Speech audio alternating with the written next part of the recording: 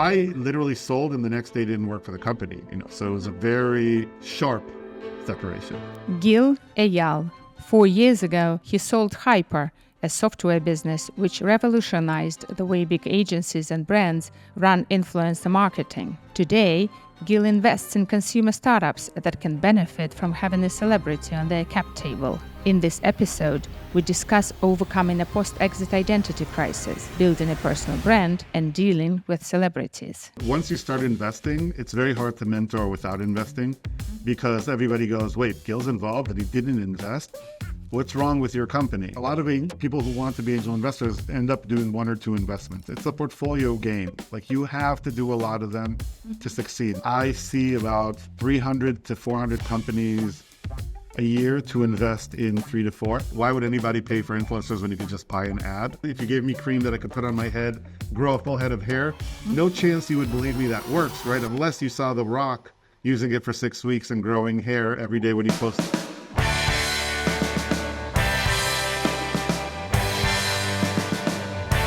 Hello, Gil. Very happy to see you here today. Thank you for joining me. Hi, Anastasia. Thanks for having me. So 4 years ago, you sold a software company which built software for influencer marketing firms. And that company took you 7 years to build, and it made quite a lot of noise in the industry. Also, as part of that process, you personally built a celebrity name for yourself. You got all possible awards. You were called the new king of influencer marketing, and you hang out with the likes of Leonardo DiCaprio and Serena Williams. So my question is, when you sold that company, how did you feel in terms of your identity that you were no longer part of HYPR? It was really hard because you genuinely become one with that company that you build. People know you as the person who runs that company. And depending on the type of exit you have, it's not always, it wasn't a $1 billion sale where, okay, now I'm going to become Mark Cuban and life changed. Of course, for the first time in my life, I had some extra money in my bank account. I wasn't worried about paying bills the next month, but I was still going to be working. And there's a real identity crisis around it. It's almost like giving away your firstborn, obviously not the same, but this is the company that I built. For 7 years, it's all I did. It's the only thing I did other than take care of my family. And it's a real crisis. It took me probably 2 years to bounce back. What did you do to bounce back? What was helpful and what maybe was not very helpful that you tried? I am wired to do work, so I wasn't ready to go relax right away. So I immediately wanted to bounce back, find out what the next thing I'm doing is, but I got unlucky. I sold HYPR in February of 2020. Mm-hmm. A month later, we were all home with COVID. There was no hiring. Nobody was doing anything. And because when you sell a company, you do get a lot of offers, but the quality of the offers that you receive, are part of what the market's looking like. If people aren't raising capital, if people are firing people, then you get different types of offers. So I found myself doing a lot of consulting work, recognizing that a lot of other founders are going through the same identity challenges that I was going through and dealing with the same pain that I was dealing with. And that led me to start my own investment arm called Stardust, which initially was supposed to be with other partners. Now it's just my brother and I. But it allows me to be a mentor and help other people. And that's where I was able to kind of bounce back. Suddenly I found new purpose. I wasn't building a company. I didn't have all the stress and the pain that comes with building a company, but I got to be around really talented, better founders than I was, honestly, that could build bigger and better companies that have eventually become more successful than I was. But it allowed me to just find new purpose after you kind of are left with the carpet being pulled under your legs. So did it help you with your identity crisis? Because now you could say, I have this venture capital firm, right? So it probably felt good to say that. Yeah, but my identity crisis wasn't about a title. It was more about purpose. What should I be doing? I was, at the time, I was 42 years old. You're supposed to have a midlife crisis around that time anyways. Yeah. And, where do you go? What do I do? I used to wake up at 7 a.m., you know, put the kids to school and run to the office and then be there till midnight and come back. And suddenly I have all this free time. Nothing's really that important. Like you can only play so many video games. So you wake up, you still take the kids to school, and suddenly it's 8:30 in the morning, and I have nothing to do. So for me, it was about surrounding. Sorry, it was about surrounding myself with interesting people. It was about waking up and jumping out of bed, knowing that there's a reason for me to come. It wasn't really about, okay, am I still going to win all these awards, and am I still going to be considered? You kind of feel like the market keeps moving on without you, and new and smarter and more developed ideas come from other founders. And you can either choose to continue to compete with them and try to build something, or do what I do, which is, hey, let me find people who can do better and help them do it. So you basically jump back into the activity to feel needed, to feel this purpose, as you said, again. Yeah, I needed drive. I needed a reason to get excited about the day. You know, when you have a company, it's too much of it.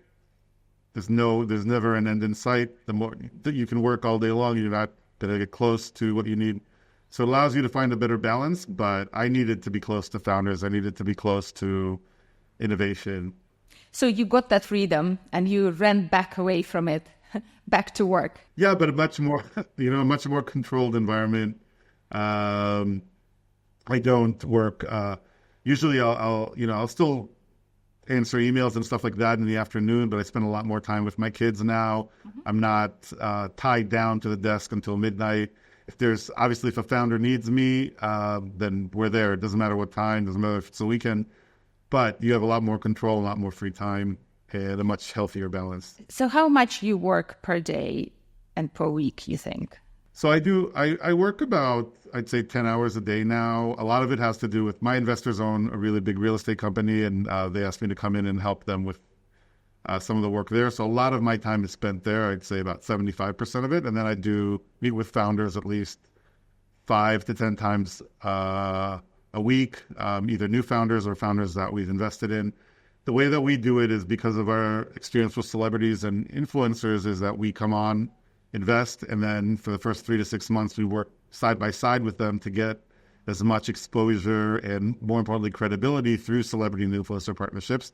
And then we kind of take a step back. So I always have 1 or 2 companies that I'm working with aggressively. And then obviously if they pop up and say, hey, we need your help, we're in trouble, something happened, or I just had a bad day and I need someone to talk to, then sometimes that will last till midnight, but I don't really see it as work. It's my hobby.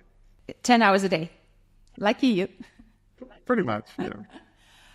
So it sounds like you are leveraging that amazing network that you've built with HYPR now in your new venture. Can you tell me a little bit more about how you choose those companies you invest in and help?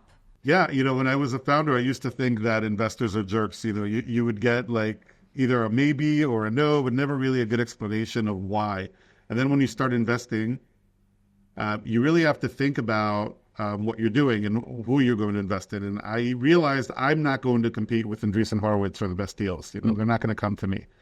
But there are spaces where I can be a mini version of that, right? Where the value that I can bring would be enough for the best companies to want to work with me, the best founders. Mm-hmm. And where that really came to play is companies that have an amazing product, so amazing that you probably wouldn't believe would work, because it's too good to be true. And it sells to a consumer that could be convinced and influenced by the types of people that I've worked with before, which are either influencers or celebrities where it makes sense. Mm-hmm. And so what we look for ideally is a consumer company, often CPG, but also consumer tech, where if I told you, hey, I have this product, you'd be skeptical. That's the beginning, right? Because the example I always give is if you gave me cream that I could put on my head, grow a full head of hair, no chance you would believe me that works, right? Unless you saw The Rock using it for 6 weeks and growing hair every day when he posted. So we're looking, that's the ideal company. If you're out there, call me. We're going to do big things together. But We look for companies where, we look for companies where that's the story, right? Where that's being able to do. And then we say, okay, let me see if I can pitch the company back a plan and say, hey, if you bring me on board, here's what I'd want to do. I'd want to bring this celebrity, and then I'd want to go to this retailer. And that would require you to offer the celebrity compensation because we won't do it for free. Are you willing to do this path? And if they do, and we love the product, and more importantly, we love the founder, we have to love the founder, then we think about it as a viable investment. The result is that there are plenty of amazing companies that we pass on we just because we don't have the right value for them. And a great example of that is a company called Deal, D-E-E-L. We were one of the first. I've known the founder for many, many years. He's offered me an opportunity to invest. And I said, look, I don't know this space. Obviously worth $12 billion now or something like that. Would have been nice had we invested, but I can't look at it that way. Right? I have to focus as an investor. What we do try to do is be very direct with the founders and tell them the truth. Why didn't we invest? If it's really because it's just not a good fit for us, or do we think there's some flaw in the pitch? Maybe the market's not big enough. Maybe there's better competition that we've seen out there, things like that. Fascinating. So let's go back to you personally. Your motivation to work, and as you said, you work 10 hours a day and you're happy to do that. How did your motivation change from the time when you just started at HYPR and today? What's driving you? So, I started HYPR, I was really no one. No one knew me. I had a pretty good education. I didn't come from a lot of money, but very loving and warm family and supportive family. And, my brother was a successful private equity, manager, and my younger brother worked for, big tech, Intel and then Apple.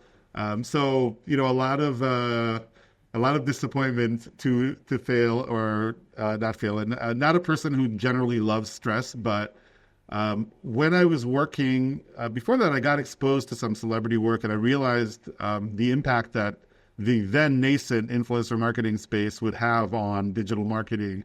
So I felt like I really needed to do something in that space, and thought that maybe I could make a lot of money, but I knew that it would take a long time for me to make a lot of money. What really drove me was to build my own reputation. That's my recommendation to every single person, whether you're a founder or not, is think about yourself as a brand, your personal brand, and how do you get to the point where people think of you as the authority figure about something. And it doesn't matter if you're starting a company or if you're just working at a big organization.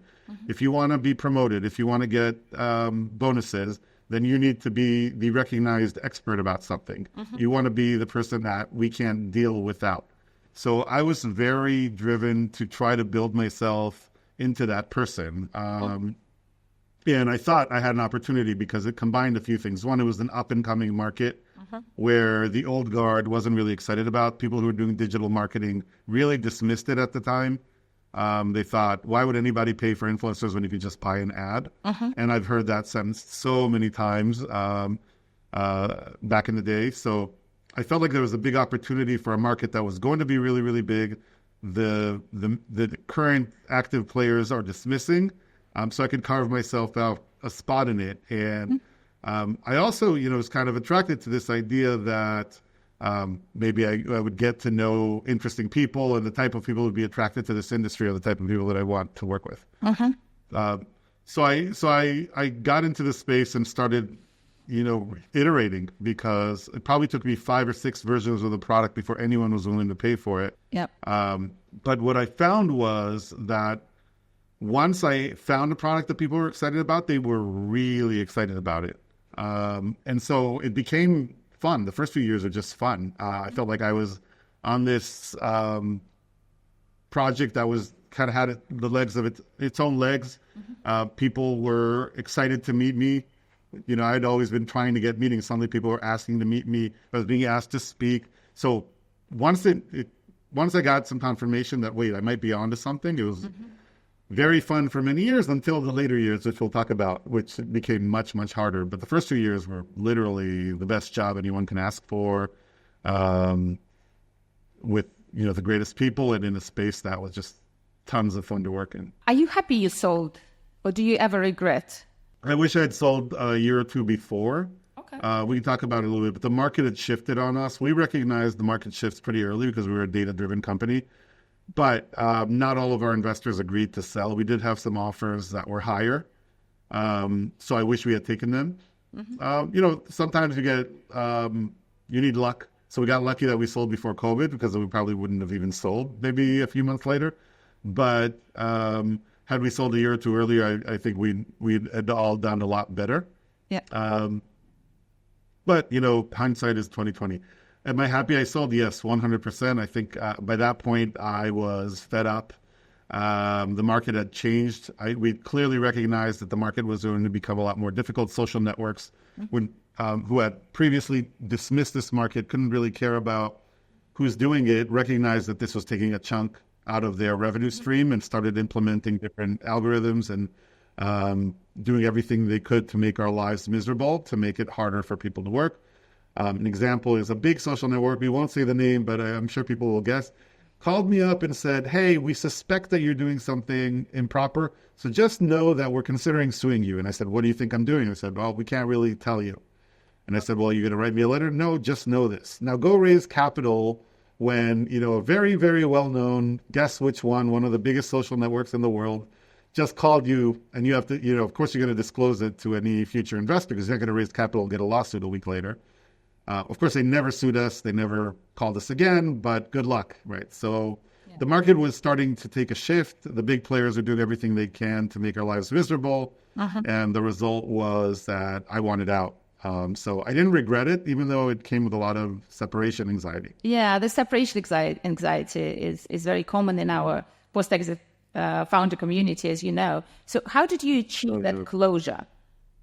How did you move on?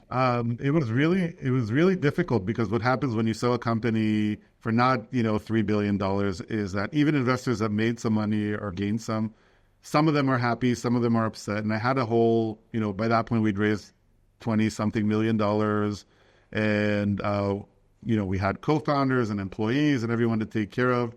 And you never know, like every single person that you tell it, some of them are ecstatic, some of them don't care, and some of them are mad because they thought you're their ticket to God knows what, right? So a lot of it had to do with dealing with relationships and finding out who really was there for me and who wasn't. And not to say that I was perfect, but I did my best to get the best outcome for everyone. Okay. And so a lot of the investors were amazing and supportive and happy with the results.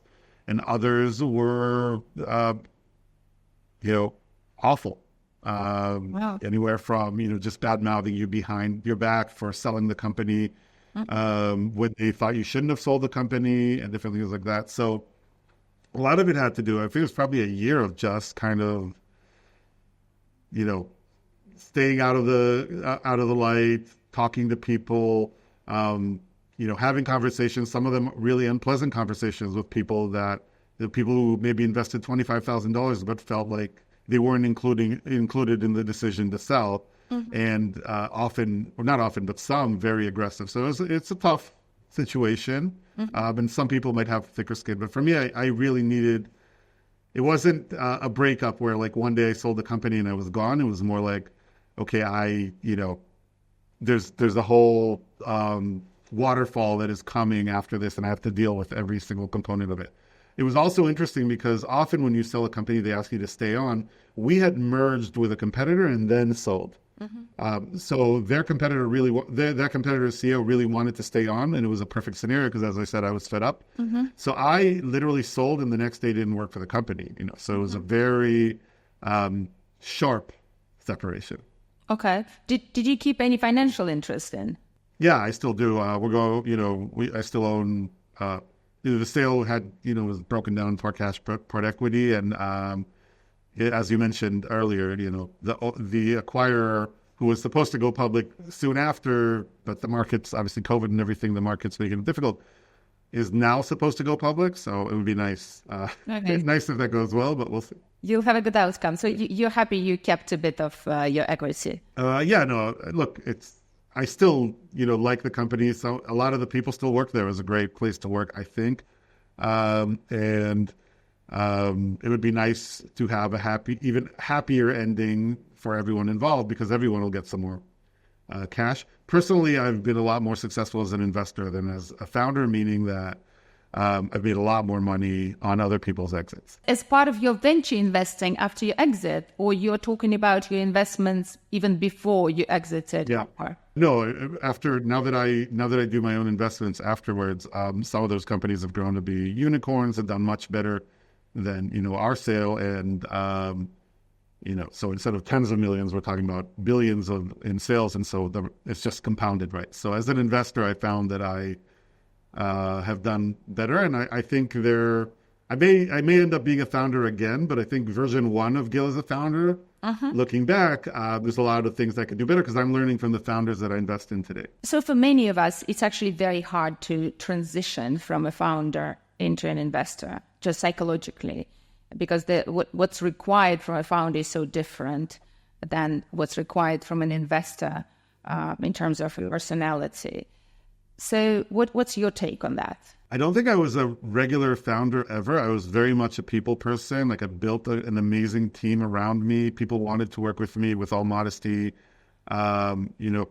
We consistently would check if people are happy. We never had people leave the company. People only wanted to join. And we built something that I felt was very special for everyone involved, but it allowed me to attract people that were really, really good at what they did. So I think that component is a really good fit as an investor too. People want me on their board. People, I think, a very supportive investor. So a lot of those qualities kind of transform. If you're the type of founder that's a very diligent CEO that needs to know everything that's going on, that micromanages the company, that was never me. And those qualities create really, really good founders. They're not the only qualities that create really, really good founders, but they're often seen in really good founders. For me, I think my personality was always a good fit for someone who's an advisor or an investor.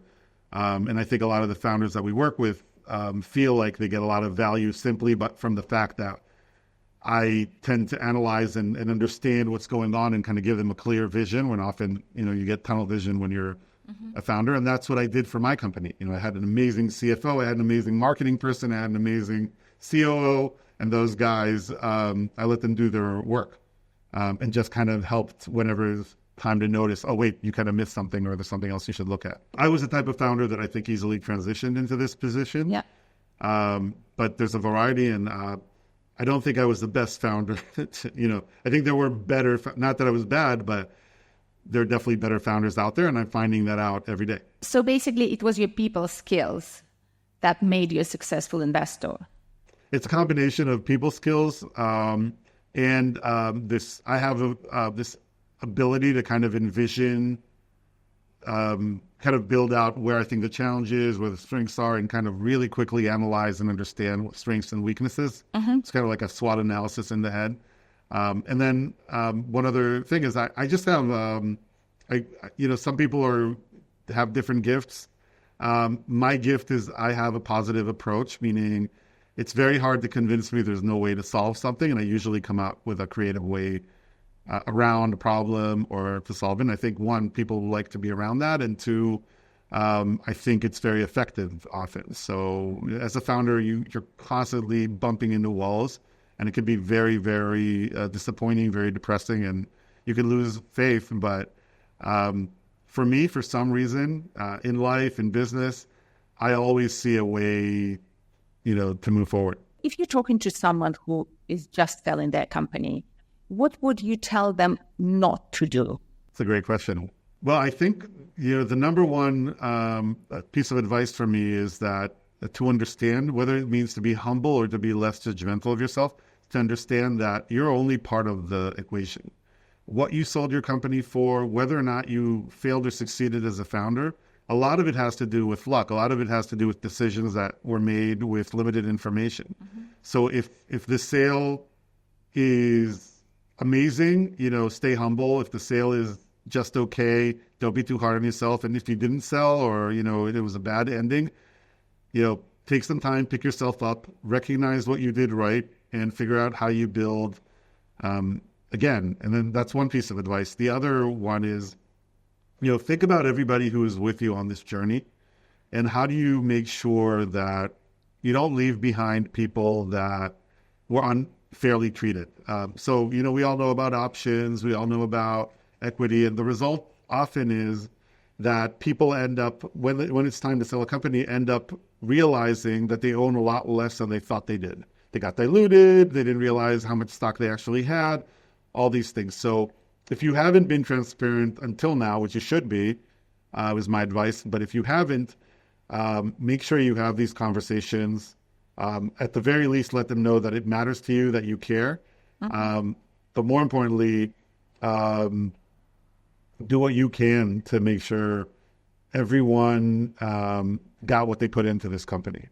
I'm sure these were not very easy conversations for you, and you said it took you a year to deal with all of them. It was interesting for us because we were kind of in between. People made money, but it wasn't, the dream money that a lot of people had hoped. Yeah. So maybe 2-3x of what they put in. But the reaction was very different. Some people were ecstatic. Some people were furious. And, I'm the type of guy who really cares when somebody's really mad at them. So it was very difficult to deal with. But at some point, you have to tell yourself, look, I've done everything I can to get the most out of this company and to be as fair as I can to everyone involved. And if they, if somebody doesn't appreciate that or is still angry, then at some point you have to let yourself off the hook. So you mentioned that you were very intentional about building your personal brand as an expert in your field. Are you continuing to do that now? I think so. Is it part of your personal strategy now after you sold? I think we should all be doing it all the time. Doesn't matter, again, if you're just on your first job or, if you're an intern with 11 other interns, you need to be known for something. You need to be, because nobody will remember you otherwise, but you need to be known as a guy who really understands Excel, or the one who's really funny, or the one who has great marketing ideas. You have to stand out. So do I work at it full time like I did as a founder? No, I had a PR team. We did everything we can to get attention. I don't have the resources and the time to do it now. Do I do everything I can to stand out? That's why Stardust operates differently than other VCs. That's why we bring on board the celebrities. Yes, I think you should always be doing it, and I do my best to always be doing it. So, for example, someone sold a company and they're going through the identity crisis, and they did not have your story when you already intentionally focused on your personal brand for a while. They're just thinking, you know what, I really want the world to know what I've done. But at the same time, I do appreciate that a lot of it was luck, and I don't want to look like I'm, bragging. So what would your advice be for a person like this in terms of, let's start with the mindset. What would the right mindset, the healthy approach to building your personal brand post-exit would be? Yeah, I think number one is like what we're doing right now, speak to other founders, people who've gone through a similar process. Start not on camera, so I've had a lot of these conversations, just one-on-one, and, what should we do? What do we want to do? And what you find is that people have a very broad reaction to it. There are people who want complete, want to jump right back into it. They're already ready to start their next thing. And there are people who need a lot of time off. So find out who you are first. The only time you have that's a break not to be building your brand is when you're still exploring what that brand is. Like, who do I want to be? And once you do, think about, where does that mean I'll be in 5 years? And how do I get there? If in 5 years I want to be known for 1, 2, 3, 4, what do I need to do to get to that place? And treat yourself as the brand that your startup had. Most of us, even if it was an enterprise SaaS, we built a brand for our companies. And that brand was known for certain things. So now think about yourself as that brand. Okay, so I know that I'm really, really good at 1, 2, 3, not so good at 4, 5, so I'm not going to bother with that. But 1, 2, 3, where can I be that creates a real impact and helps me become known for what I'm doing, 1. And 2 is, what kind of activities can I put out that demonstrate to people that that's what I'm doing? So it's anywhere from, hosting your own podcast to just writing on LinkedIn or on other social networks, to joining groups of other former founders, like, that's where we met.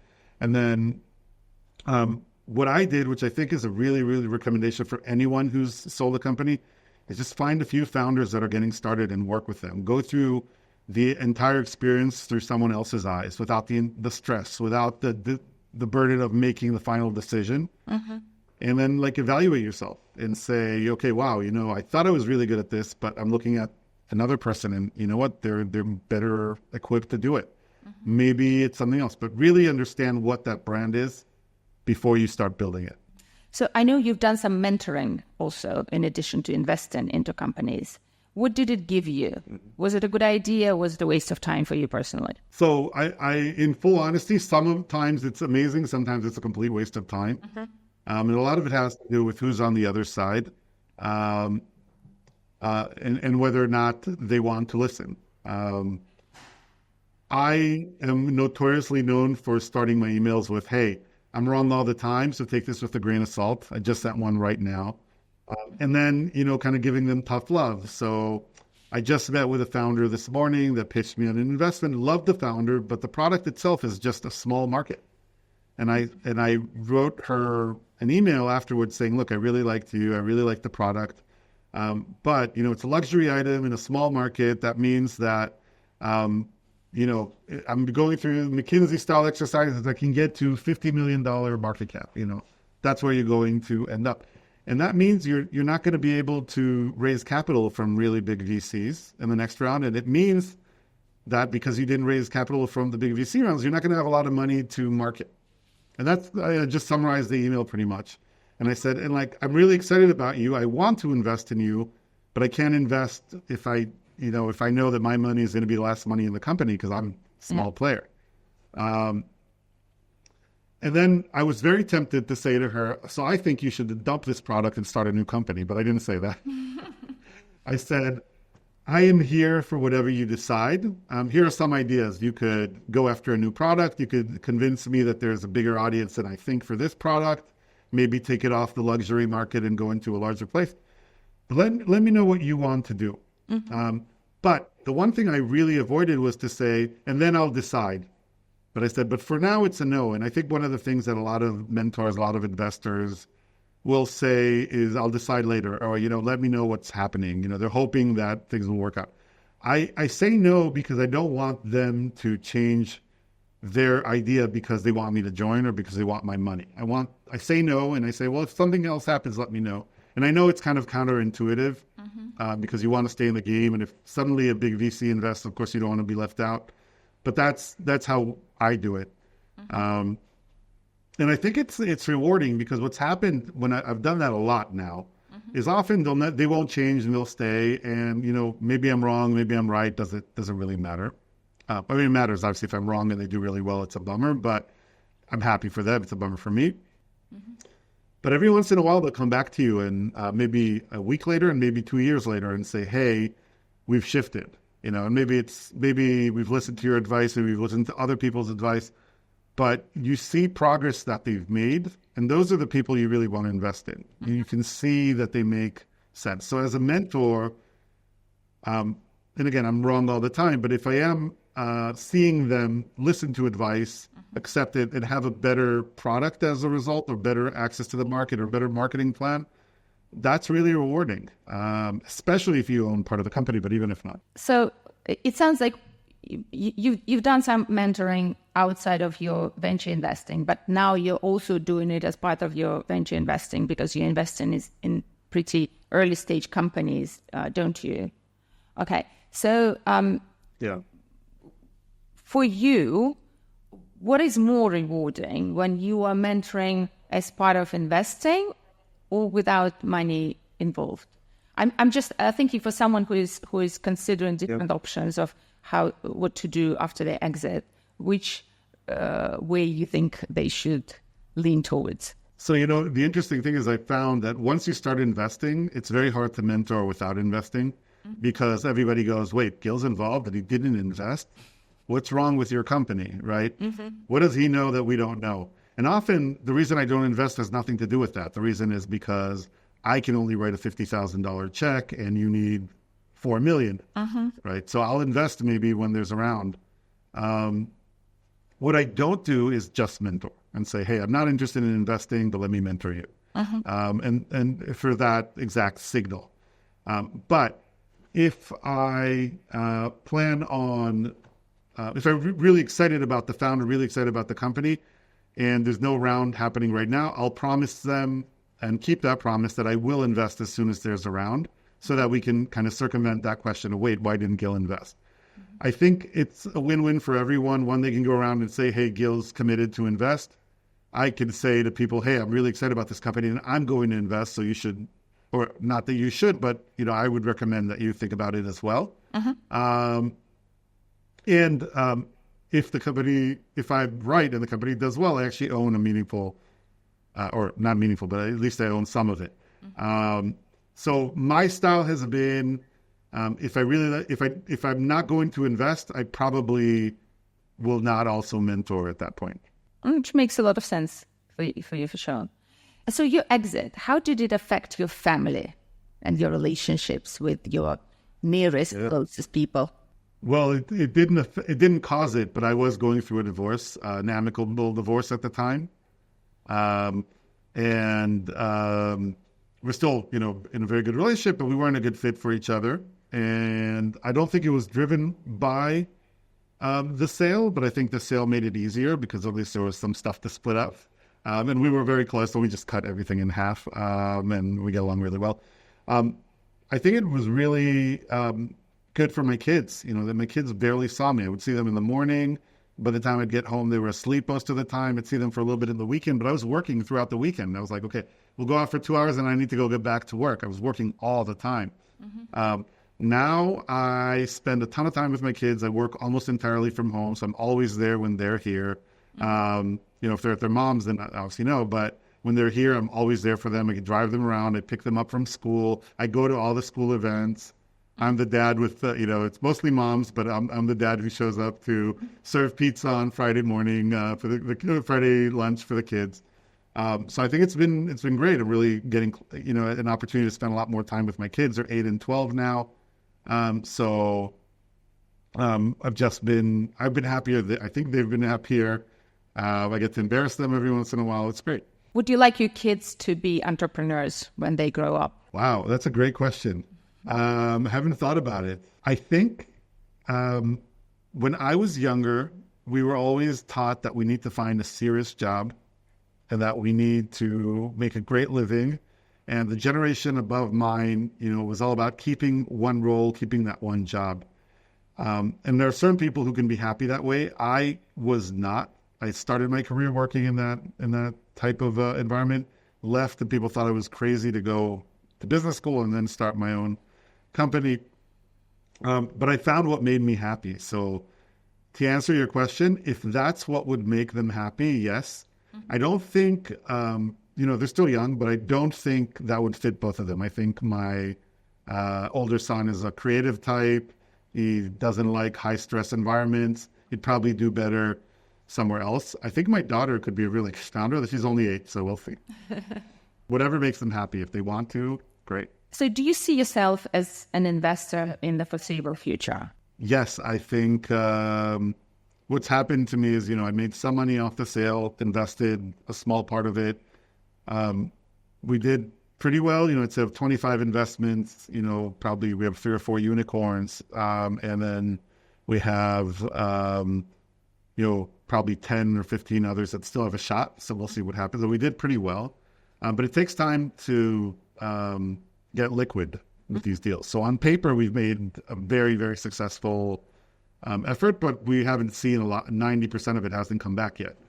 As that comes back, I would want to start writing bigger checks. But in a perfect world, 5 years from now, I have a $100 billion fund and I invest much larger checks and don't need to chase other investors to join me in the round, but kind of just do it myself. Yeah. So what part of the job you don't like? The hardest part is saying no. I always, as a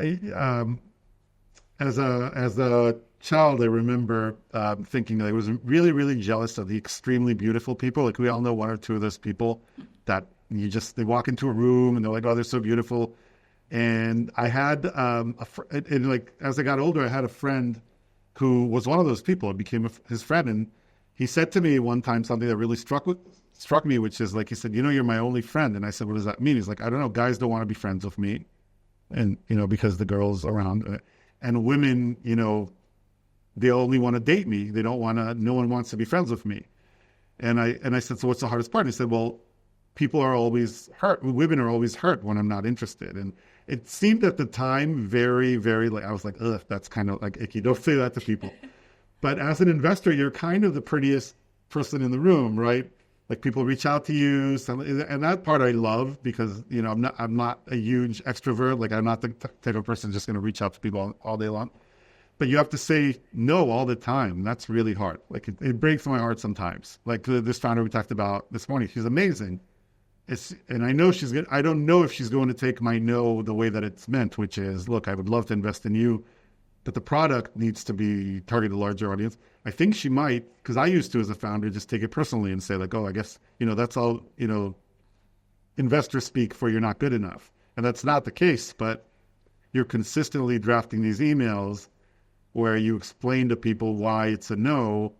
And that even if you're as gentle as possible, you're hurting their feelings. And that part I really dislike. So how much risk are you taking personally in these investments? Like, are you using most of your money to angel invest, or is it just a small portion? So my brother and I do all of our investments together, so it's always 50-50. I would say we all have piles of money, right? We have what I need to pay the bills and all that stuff I don't touch. Then I have some solidified investments in stock and stuff like that. But then there's for a person like me, a pretty meaningful pile that I invest. It's probably like 10 to 15% of my income goes into investments. So pretty significant for considering I come in very early, very high risk. Yeah. But what we found was based on what we've done so far is that even though it's considered high risk, if you bring on board, if you have a really, really good plan and we're definitely doing better than one in 10, which is kind of the number people throw out for startups. It hurts when you lose, but it's the kind of excitement that I want to have in my life, and I'm willing to pay that price, even if it is risking a pretty meaningful chunk of my net worth. So you are doing it primarily not for money. You're doing it because that gives your life purpose, as you said. I don't know if I would say that. I do want to be a billionaire someday. I'm still a very, very, very long way from there.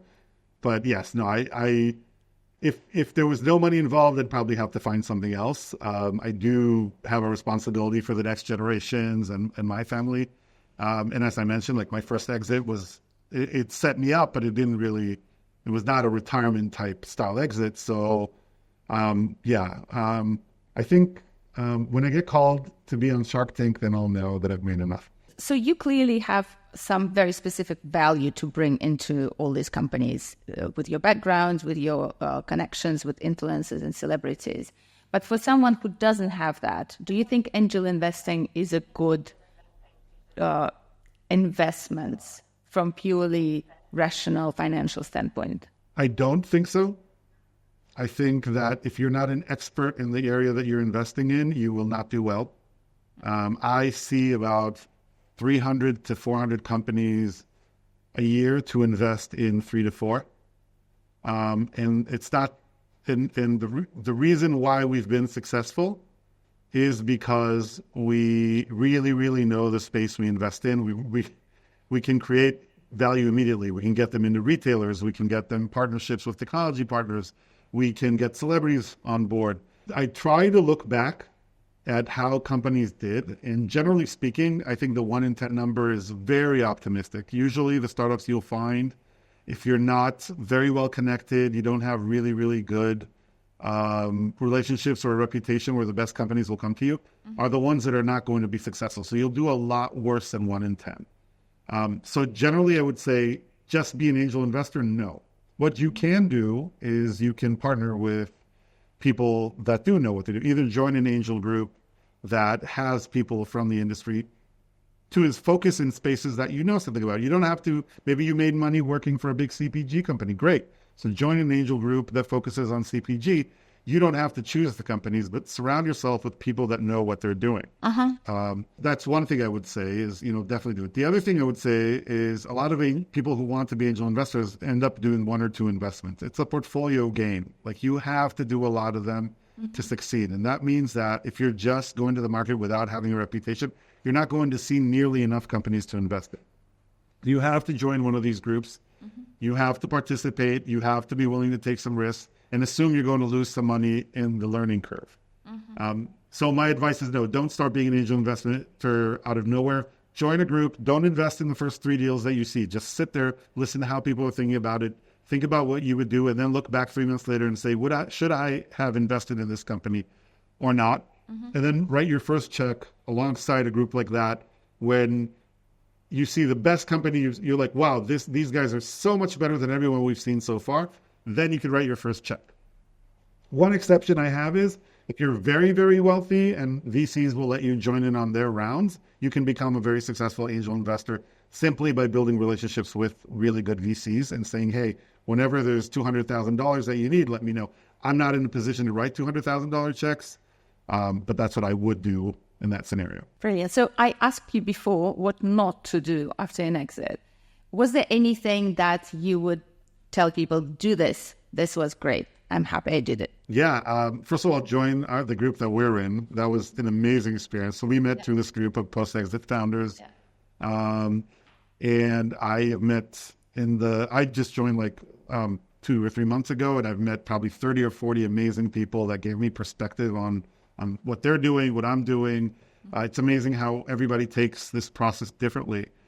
But yeah, surround yourself with people who've gone through that process. Number one. 2, within the people that surrounded your startup, there probably were 1 or 2 investors or mentors or advisory board members that meant a lot to you, that did really well for you. Make sure that isn't the end of that relationship. Stay in touch with them. For me, I had a guy named Charlie Fetterman, another guy named Larry Wagenberg, who are part of this program that we started with that ended up close to me till this day. But for the 7 years that we ran the company, they were my closest advisors and supporters. And we're still in touch. And if I ever start something, they'll be the first phone call I make. So keep in touch with those people that really matter. 2 is within your team, there are probably a few standouts. If someday you want to do something or you're going to help somebody else do something, make sure you keep those relationships, because those are the people that you'll immediately think about, who do I want to bring into this project? And you'll be at an unfair advantage because you already know a few people that could do way better than the average person. And then 3 is like force yourself to change your lifestyle. Like this idea that you have to work all the time, that you can't go to sleep knowing that there's an email in your inbox.